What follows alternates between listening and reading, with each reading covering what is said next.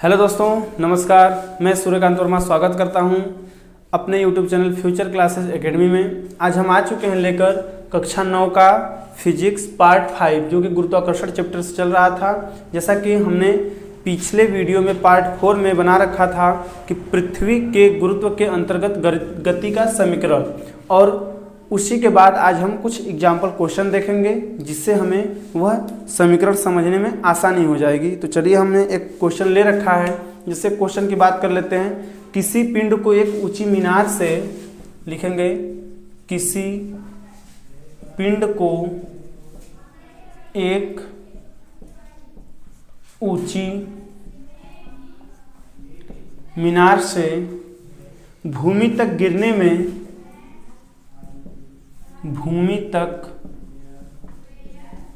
गिरने में 4 सेकंड का समय लगता है। 4 सेकंड का समय लगता है। यदि गिरते समय एक समान त्वरण का मान, यदि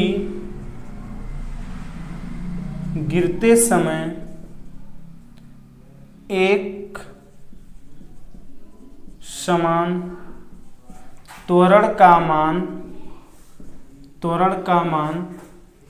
9.8 मीटर प्रति सेकेंड स्क्वायर हो तो मीनार की ऊंचाई बताइए।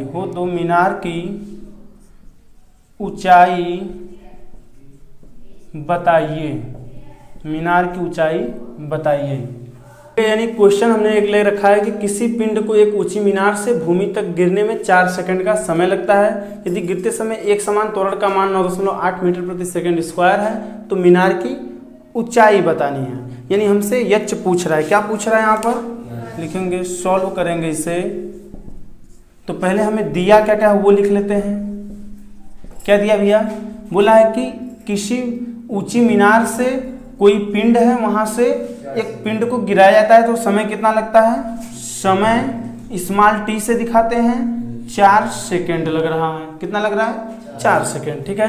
फिर कह रहा है कि यदि गिरते समय एक समान त्वरण यानी गुरुत्व के अंतर्गत गिर रहा है तो गुरुत्वीय त्वरण की बात होगी। तो कहेंगे त्वरण या गुरुत्वीय त्वरण स्मॉल जी बराबर क्या है? 9.8 मीटर प्रति सेकेंड स्क्वायर। ठीक है। तो मीनार की ऊंचाई यानी हमें एच बताना है। क्या बताना है? ऊंचाई। किसकी ऊंचाई? मीनार की ऊंचाई एच हमें बताना है, पूछ रखा है। तो आप ऐसा कौन सा तीनों समीकरण में से चुनेंगे जिसमें कि हमारा टी हो, जी हो और एच हो? बोलिए। यानी द्वितीय समीकरण था, लिखिए गुरुत्व के अंतर्गत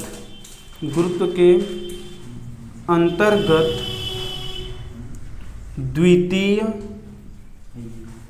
समीकरण क्या होता है? H बराबर क्या होता है?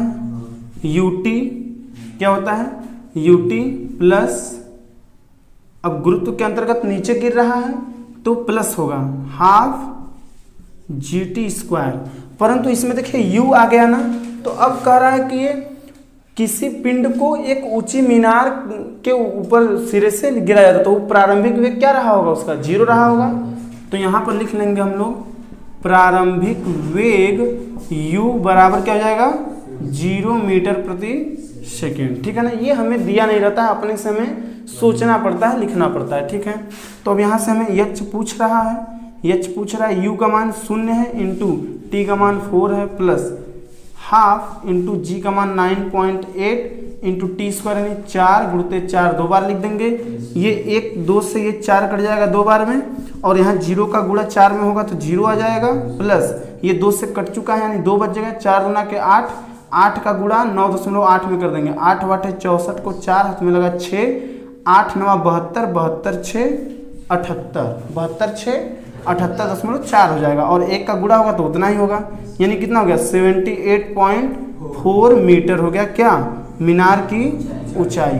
कोई दिक्कत यहाँ तक? ये हो जाएगा हमारा आंसर। ठीक है, अच्छे समझ में आ गया होगा। एक और क्वेश्चन ले लेते हैं, एक एग्जाम्पल क्वेश्चन और हमने ले रखा है। अभी उसे भी सॉल्व करके दिखाते हैं। जैसे कि इसमें देखिए अभी एच पूछा था, हो सकता है उसमें स्मॉल जी पूछे या कुछ और पूछे, तो उसे भी हम निकाल के देख लेते हैं। एक अगला क्वेश्चन है, जैसे हमने क्वेश्चन ले लिया कि किसी पत्थर के टुकड़े को, क्वेश्चन लिखते हैं, किसी पत्थर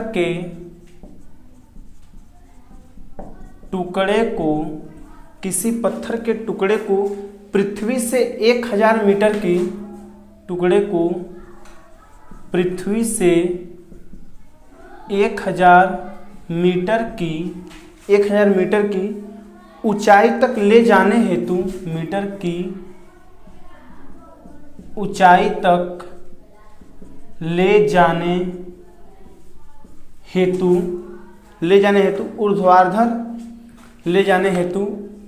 ऊर्ध्वाधर किस वेग से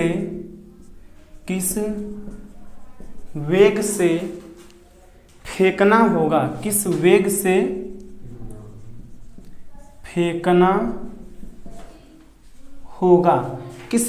फेंकना होगा। यानी आप जब किसी चीज को फेंकते हैं तो प्रारंभिक वेग वही होता है जिस वेग से फेंकते हैं। तो यानी प्रारंभिक वेग u पूछ रहा है। क्या पूछ रहा है? u। और इसमें दिया है, ब्रैकेट में दे रखा है, स्मॉल g का मान 9.8 मीटर पर सेकेंड स्क्वायर। ठीक है भैया, यानी ये हमें दे रखा है। तो इसको हम सॉल्व करते हैं। क्या लिखते हैं, क्या दिया है लिख लेते हैं पहले। दिया क्या क्या है, यानी स्मॉल g का मान पहले दे रखा है 9.8 मीटर पर सेकेंड स्क्वायर। ठीक है, ये दे रखा है। और हमें बोला है कि पृथ्वी से 1000 मीटर की ऊंचाई पर, ऊंचाई h बराबर कितना है, 1000 मीटर। ठीक है, 1000 मीटर दे रखा है। अब हमें कह रहा है कि किस वेग से फेंकें, यानी फेंकने के लिए बोला तो हमारा जो प्रारंभिक वेग होगा वही पूछ रहा है, यानी u हमसे पूछ रहा है।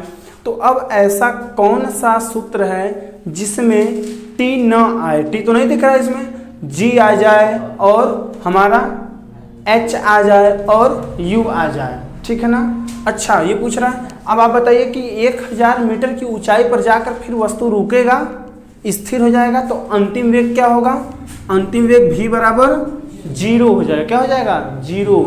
तो गति का तृतीय समीकरण होता है जिसमें कि t नहीं आता है। आता है? नहीं आता है। तो लिखेंगे गुरुत्व के अंतर्गत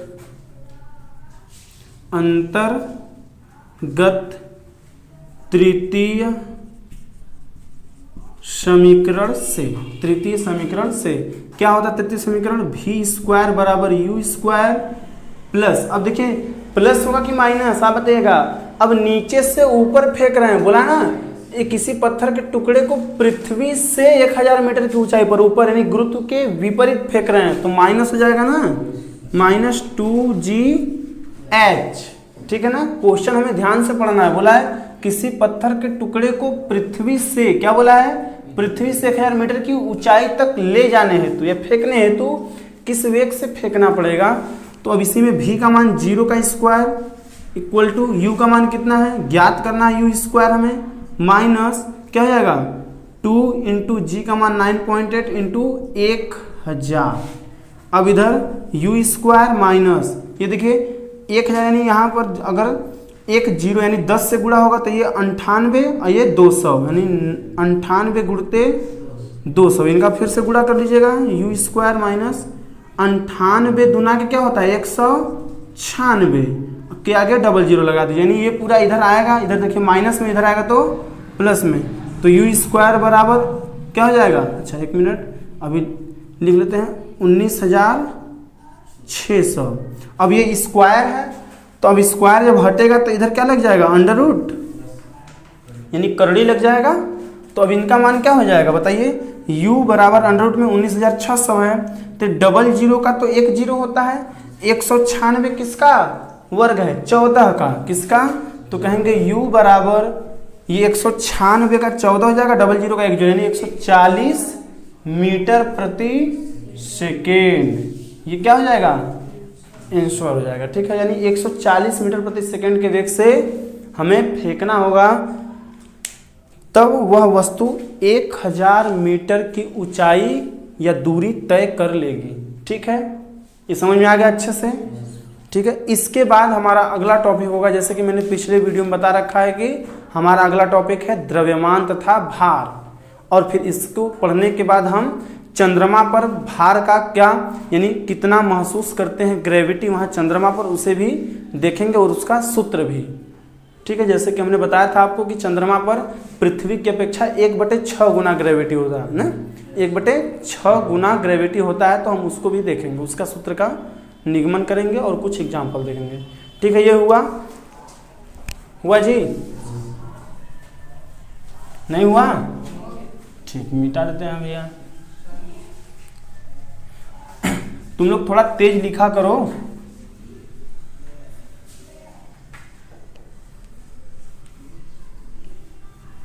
खाना वाना खाते हो घर की नहीं खाते हो? तो साथ में दूध भी पिया करो, थोड़ा स्ट्रांग रहा करो। अब हम लोग को अगला टॉपिक पढ़ना है द्रव्यमान तथा भार। क्या पढ़ना है? द्रव्यमान तथा भार। द्रव्यमान को इंग्लिश में मॉस बोलते हैं, क्या बोलते हैं? मास। अब भार को बोलते हैं वेट, यानी लिखेंगे मास एंड WEIGHT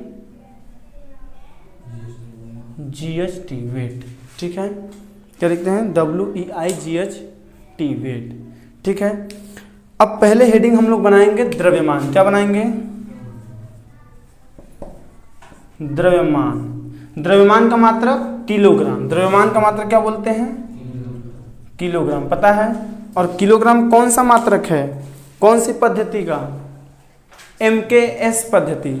कौन सी पद्धति है? MKS पद्धति। ठीक है ना? अच्छा, उसे SI पद्धति भी कहते हैं। तो द्रव्यमान का पहले परिभाषा हम देख लेते हैं। द्रव्यमान होता क्या है? तो लिखेगा किसी वस्तु में, क्या लिखेंगे इसका परिभाषा? किसी वस्तु में पदार्थ के, किसी वस्तु में पदार्थ के परिमाण ही उस वस्तु के द्रव्यमान कहलाते हैं। यानी किसी वस्तु में पदार्थ का परिमाण ही उस वस्तु का द्रव्यमान कहलाता है। यह एक क्या है? यह एक अदिश राशि है, पता है ना? यह एक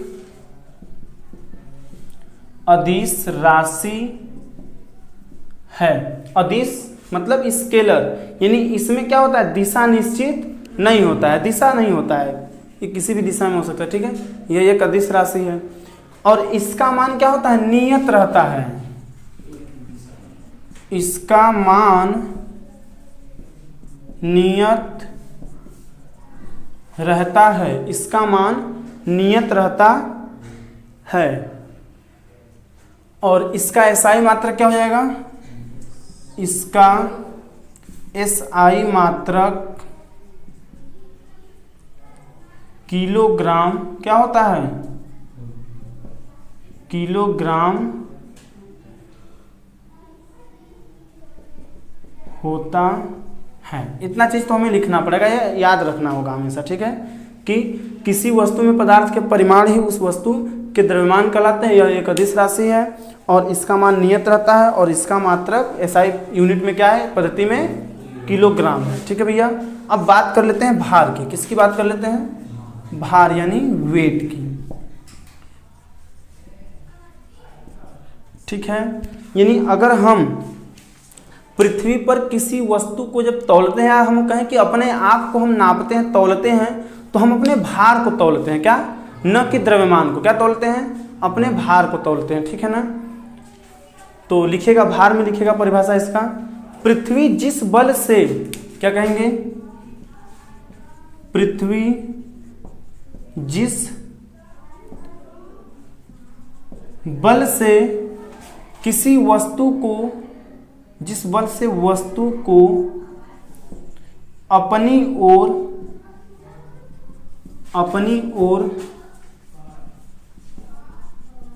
आकर्षित करती है, पृथ्वी जिस बल से वस्तु को अपनी ओर आकर्षित करती है वह उस वस्तु का, ये कह सकते हैं वह बल उस वस्तु का भार कहलाता है। वह बल उस वस्तु का भार कहलाता है।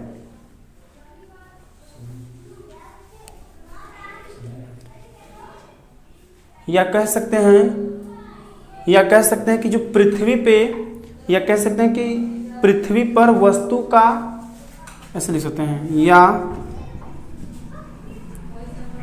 पृथ्वी द्वारा वस्तु पर आकर्षण बल भार कहलाता है। क्या कह सकते हैं? पृथ्वी द्वारा वस्तु पर आकर्षण बल भार कहलाता है। यानी मेन इसका रीजन क्या है? पृथ्वी है। अगर पृथ्वी पर कोई वस्तु है, स्थिर है, ठीक है, तो उस वस्तु पर जरूर गुरुत्वीय त्वरण कार्य कर रहा है और उस गुरुत्वीय त्वरण के वजह से ही उस वस्तु को पृथ्वी अपनी ओर आकर्षित कर रही है, आकर्षण बल लगा के, ठीक है, नीचे की ओर खींच रही है। तो उसको, उस पर कुछ ना कुछ वस्तु पे भार, यानी कि कह सकते हैं बल लग रहा है, तभी तो भार पता चल रहा है, ठीक है ना। अगर हम कह दें कि भार बराबर हमारा सूत्र बनाए हम, तो भार को W से दिखाते हैं। भार बराबर क्या लिखते हैं? द्रव्यमान गुणित गुरुत्वीय त्वरण। द्रव्यमान गुणित गुरुत्वीय त्वरण क्या लिखते हैं? यानी भार W बराबर m इंटू जी, mg बोलते हैं। भार क्या होता है? mg। द्रव्यमान और गुरुत्वीय त्वरण का क्या होता है? गुणनफल ही क्या कहलाता है? भार कहलाता है, ठीक है। इसका SI मात्रक क्या हो जाएगा? इसका SI मात्रक क्या हो जाएगा भार का? अब द्रव्यमान क्या होता है? द्रव्यमान का किग्रा इंटू गुरुत्वीय त्वरण का मीटर प्रति सेकेंड स्क्वायर, या इसी को क्या बोलते हैं? न्यूटन। क्या बोलते हैं? न्यूटन ही तो बोलते हैं। तो SI यूनिट क्या हो जाएगा? न्यूटन हो जाएगा। न्यूटन होता है, ठीक है, कोई दिक्कत? न्यूटन होता है। अगर हम कह दें कि कोई एक वस्तु है 1 किग्रा का, तो जब 1 किग्रा का वस्तु है तो उस पे भार कितना लग रहा है? यानी कोई 1 किग्रा का वस्तु है, वह पृथ्वी तल पे रखा गया, तो उस पे कितना भार कार्य कर रहा है? तो हम क्या कहेंगे? यदि 1 किग्रा का वस्तु पृथ्वी तल पर हो, तब कहेंगे 1 किग्रा भार। क्या कहेंगे? 1 किग्रा भार बराबर 1 गुणित 9.8। क्यों 1 गुणित कहेंगे? 1 किग्रा द्रव्यमान है किसका? वस्तु का, यम का मान, और जी का मान क्या होता है? 9.8। अभी हमने पढ़ा 9.8। अब इनका गुणा करेंगे तो क्या हो जाएगा? 9.8 ही होगा, परंतु इनका मात्रक अभी अभी आपको क्या बताया गया है? न्यूटन। क्या बताया गया है? न्यूटन। तो ये क्या हो जाएगा? 1 किग्रा भार बराबर 9.8 न्यूटन। आई बात समझ में? यानी आपसे कोई पूछ दे कि 1 किग्रा द्रव्यमान का वस्तु पृथ्वी तल पर रखा गया है, तो पृथ्वी द्वारा कितना आकर्षण बल लग रहा है या भार लग रहा है, यानी उस वस्तु का भार कितना है? तो 9.8 न्यूटन बल लग रहा है उस पर। 9.8 न्यूटन बल का उस पर आकर्षण बल है, जिससे 1 किग्रा भार कहते हैं। क्या कहते हैं? 1 किग्रा भार कहते हैं, ठीक है। अब हम लोग पढ़ेंगे किसी वस्तु का चंद्रमा पर भार। यानी हमने ये देखा पृथ्वी पर भार, अब हम देखेंगे कि चंद्रमा पर भार क्या होता है, ठीक है। ठीक है, अब आगे हम देख लेते हैं किसी वस्तु का चंद्रमा पर भार कितना होता है, पृथ्वी की अपेक्षा, उसे देख लेते हैं। हेडिंग लिखिएगा सब लोग, किसी वस्तु का चंद्रमा पर भार।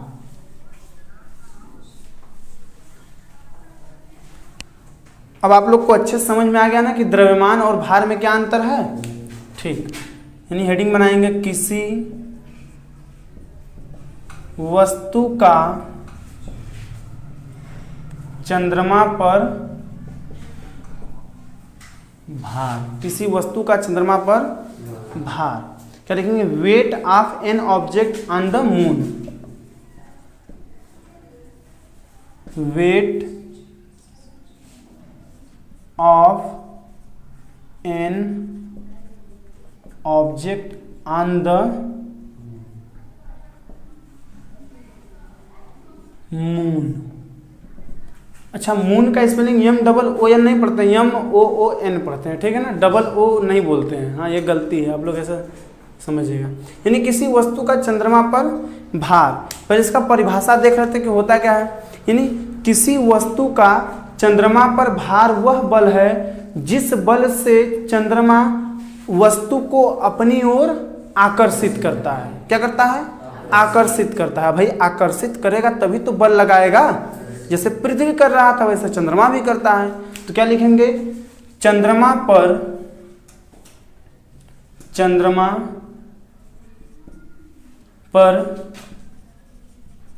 किसी वस्तु का भार वह बल है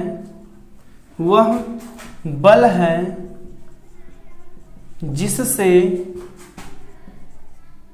चंद्रमा वस्तु को अपनी ओर आकर्षित करता है, आकर्षित करता है। ये छोटा सा परिभाषा हो जाएगा। चंद्रमा पर किसी वस्तु का भार वह बल है जिससे चंद्रमा वस्तु को अपनी ओर क्या करता है, आकर्षित करता है, खींचता है। ठीक है, अब इसका हम लोग देखेंगे डेरिवेशन, थोड़ा सा सूत्र देख लेते हैं इसका। तो यहाँ से शुरू करेंगे, माना लिखेंगे। अब इसमें कुछ तथ्य होंगे, कुछ भौतिक राशियां होंगी जिसको हमें मानना पड़ेगा। तो लिखेंगे, माना किसी वस्तु का द्रव्यमान स्मॉल m है तथा चंद्रमा पर इसका भार तथा चंद्रमा पर इसका भार Wm है। अब W क्या दर्शा रहा है कि भार है किसका, m का, यानी m द्रव्यमान का भार है। ठीक है, अब क्या लिखेंगे, तथा माना, तथा लिखेंगे माना, क्या मानेंगे, फिर से मानना होगा कि चंद्रमा का द्रव्यमान कितना है। माना चंद्रमा का द्रव्यमान कैपिटल M है और कैपिटल M है और उसकी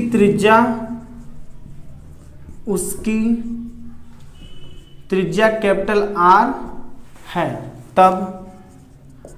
तब जिस प्रकार से पृथ्वी का सूत्र बना था पृथ्वी के गुरुत्वीय त्वरण के लिए, वैसे ही चंद्रमा के गुरुत्वीय त्वरण के लिए भी बनेगा। क्या बनेगा, अब भार देखिए, गुरुत्वीय त्वरण पृथ्वी पर स्मॉल g था ना, भार W बराबर m इंटू जी, लेकिन यहाँ पर भार क्या माना गया है, यहाँ पर भार क्या है, Wm, क्या माना गया है, Wm बराबर क्या होता है, सूत्र क्या होता था, capital G into m1 into m2, यानी capital M into small m, ये m1 m2 कहलाएगा, और बटे के कैपिटल R स्क्वायर। क्या होता था सूत्र, हमारा सूत्र होता था ना F बराबर capital G into m1 into m2 बटे R स्क्वायर। तो यहाँ m1 की जगह कैपिटल M है, चंद्रमा का द्रव्यमान, और चंद्रमा पर किसी पिंड का द्रव्यमान स्मॉल m है, और कैपिटल G वहाँ का गुरुत्वाकर्षण क्या है, वहाँ भी तो गुरुत्वाकर्षण होगा। पूरे ब्रह्मांड में हर वस्तु पे गुरुत्वाकर्षण कैपिटल G नियतांक होगा। ठीक है, इसे कहेंगे इक्वेशन फर्स्ट, समीकरण फर्स्ट बना लेंगे इसे। अब आगे फिर लिखते हैं पुनः, क्या लिखते हैं, पुनः माना उसी वस्तु का, माना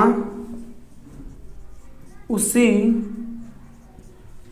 वस्तु का भार, माना उसी वस्तु का भार पृथ्वी पर, माना उसी वस्तु का पृथ्वी पर भार, ऐसा लिखते हैं, पृथ्वी पर भार क्या है, WE है, क्या है, WE, ई का मतलब क्या हुआ, अर्थ हुआ, वहां यम का मतलब क्या था, मून था, क्या था, मून था, भार मून पे है, यहाँ भार अर्थ यानी पृथ्वी पे है, ठीक है। अब पृथ्वी का द्रव्यमान फिर, तथा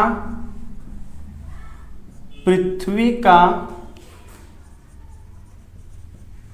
द्रव्यमान क्या मानेंगे, कैपिटल यम, कैपिटल यम मानेंगे, तथा इसकी त्रिज्या क्या मानेंगे, तथा इसकी त्रिज्या कैपिटल RE मानेंगे। अब यहाँ पे स्मॉल ई जोड़ देंगे, ठीक है ना, स्मॉल RE मान लेंगे, ठीक है, ये है, ठीक है। अब इधर देख लेते हैं, इसलिए क्या हो जाएगा, हमारा फार्मूला क्या बन जाएगा, जैसे हमारा फार्मूला यहाँ पे बना है WM, तो यहाँ पे क्या हो जाएगा, WE बराबर, क्या हो जाएगा, WE बराबर, और हमारा जो पिंड ले रहे थे द्रव्यमान उसका स्मॉल m है, ये है, वही पिंड को अब हम पृथ्वी पे तो लिखेंगे, इसलिए WE बराबर capital G into capital M या ME मान लेते हैं। यहाँ पे पृथ्वी का द्रव्यमान यहाँ पे यम, चलिए ठीक है, यम ही ले लेते हैं, यम इंटू स्मॉल m बटे के RE का स्क्वायर कर लेते हैं, क्या कर लेते हैं, RE का स्क्वायर कर लेते हैं, कोई दिक्कत, इसे इक्वेशन सेकेंड बना देंगे, इक्वेशन सेकेंड बना देंगे, दूसरा समीकरण, ठीक है। अब हम क्या करें, अच्छा एक चीज़ और हम अभी लिखना होगा हमें, कंडीशन, एक चीज़ थोड़ा सा यहाँ पे लिखना होगा, जिसे हम समझते हैं कि ये फिक्स होता है। जैसे कहा जाता है कि जो चंद्रमा का मान होता है वह पृथ्वी से 100 गुना छोटा है, पृथ्वी का मान चंद्रमा से 100 गुना बड़ा होता है, ठीक है ना, चाहे वो, और त्रिज्या उसका 4 गुना होता है, यानी चंद्रमा की अपेक्षा पृथ्वी की त्रिज्या 4 गुनी अधिक होती है, और जो इसका द्रव्यमान होता है वह 100 गुना अधिक होता है। तो ये चीज़ लिख लेंगे कि पृथ्वी का द्रव्यमान चंद्रमा से 100 गुना ज़्यादा होता है, तथा त्रिज्या 4 गुना ज़्यादा होती है, ठीक है ना। जो पृथ्वी का द्रव्यमान है वह चंद्रमा के द्रव्यमान से 100 गुना, तथा पृथ्वी की जो त्रिज्या है वह चंद्रमा के त्रिज्या से 4 गुना ज़्यादा होती है, ठीक है भैया। तो अब हम क्या लिखेंगे, अब हमें लिखना है समीकरण 1 में 2 का भाग,